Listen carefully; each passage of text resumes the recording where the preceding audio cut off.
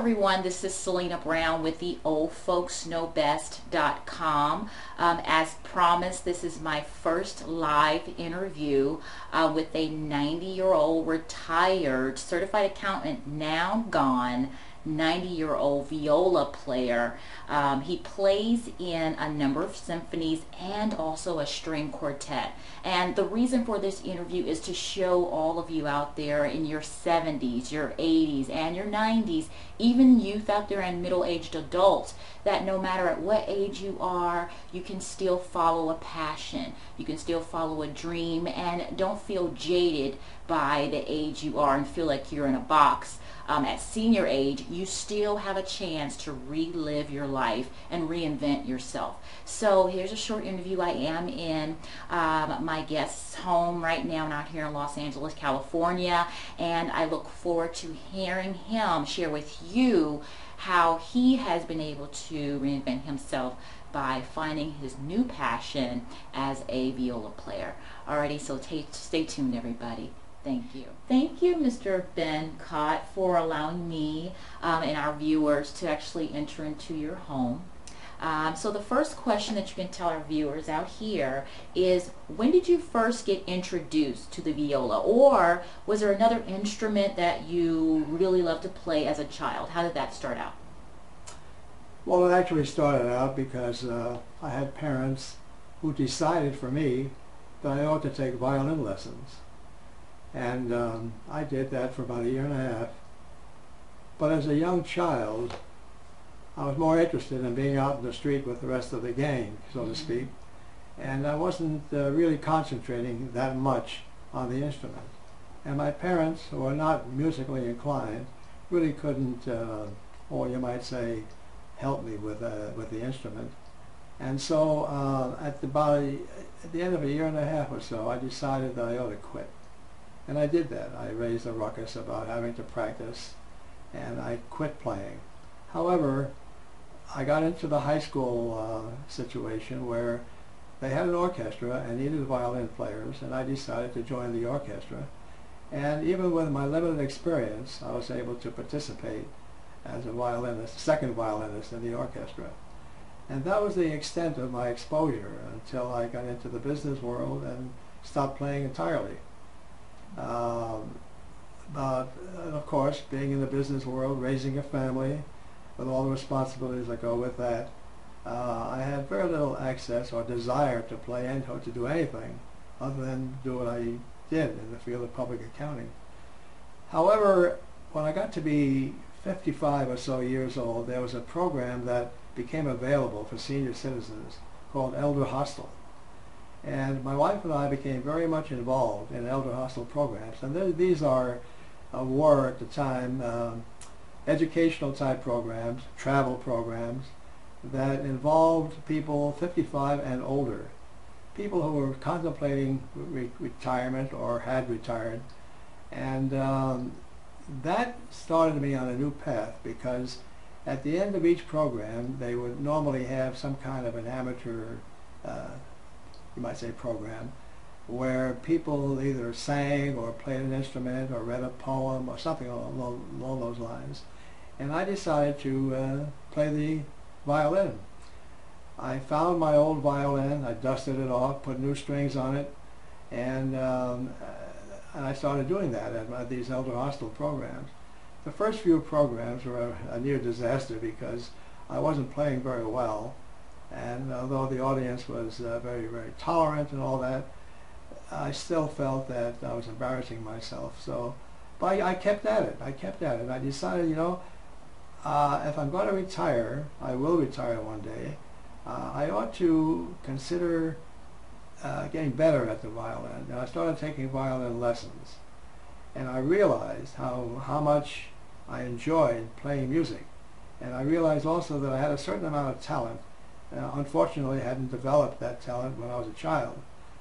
And that, you know, that really comes to the next question about saying you didn't really develop as a child.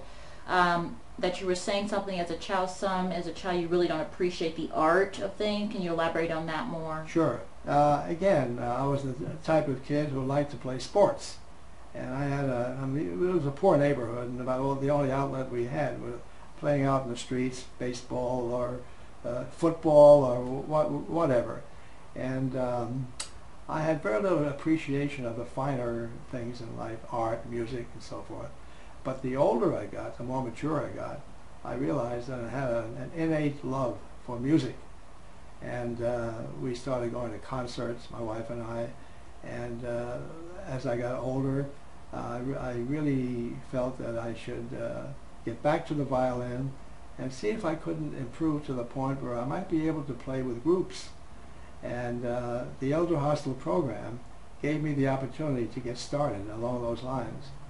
Okay, so it was the Elder Hostel program that actually gave you the inkling to Right. get started again with the viola. Okay. Right, right. So as far as you, I did state in the intro that you are a part of some symphonies and one string quartet. Can you elaborate on that a little bit? Yes, well, as I got better at playing the instrument, I decided to see if I couldn't play for some of the orchestras in this area. Now, fortunately, the Los Angeles area has a number of community orchestras that are available to seniors or anyone else that wants to play. And so the first thing I did was to call Santa Monica College in my neighborhood and called the conductor and asked her if I couldn't participate in the orchestra. And she said, sure, come on down and bring your violin.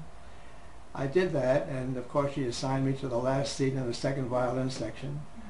And it went on from there. But I got better and better at it to the point where I kept moving up the line, and eventually I got to be the lead second violinist. And I was taking lessons at the same time, and I realized that this was what I wanted to do when I was fully retired. Wow. Wow. Well, it's great to, hear, your journey and how, your events in life actually brought you to this moment of, point in your life where you're wanting to play the viola. And like I told our viewers, you're now 90 years old. You just celebrated your 90th birthday Yes. with your family, and you actually got to play there. Yes, I how did did. that make you feel to actually have to get to play in front of your own two sons and your, how did that feel? Well, I have to tell you, I've got two sons who are tone deaf, unfortunately. Oh, wow. But they appreciate the fact that their father is a fairly good player. And so I played at my 90th party. They threw a party for me. And played some solos. I played in a string quartet group. And the whole group, we had about 40 people there, they all really appreciated it. And I certainly felt that it was worth all the years that I had spent learning to play the instrument again was really worthwhile, and will continue to be as the years go on, hopefully for a lot more years. Wow, that's really great. And to pretty much put a close on this interview with you, Mr.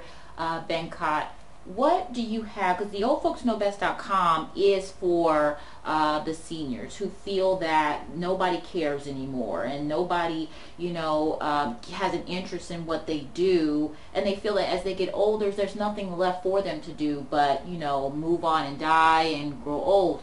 But what can you say to our seniors out here that are in the same age bracket as you? What can you say to inspire them, give them wisdom, or some words of wisdom to help them, to inspire them? Well, my feeling is this. Almost everybody has a certain amount of talent in some area, some field, whether it be art, music, whatever. And it's very important, in fact it's extremely important, that they transfer the energy that they've expended making a living, raising a family, and so on. Put that energy into what they really would like to do for the rest of their lives, such as, for me, playing the viola. By the way, I switched from the violin to the viola. That took a little doing too. But whether it can be anything. It can be art, for example. I know some people who have a certain amount of talent and they become fine artists, or they join groups, whether it be in politics or whether it be in reading books, for example. Some passion that they can really develop. And there's no doubt, and it's been proven over and over again, that the only way, or one of the principal ways, of keeping the mind and the body itself active and healthy is to involve yourself, completely involve yourself in some activity It may be completely different from what you did in your working years, but nevertheless, that activity in and of itself uh, is certainly going to help you for the rest of your life, and enjoy the rest of your life, and prolong your life. And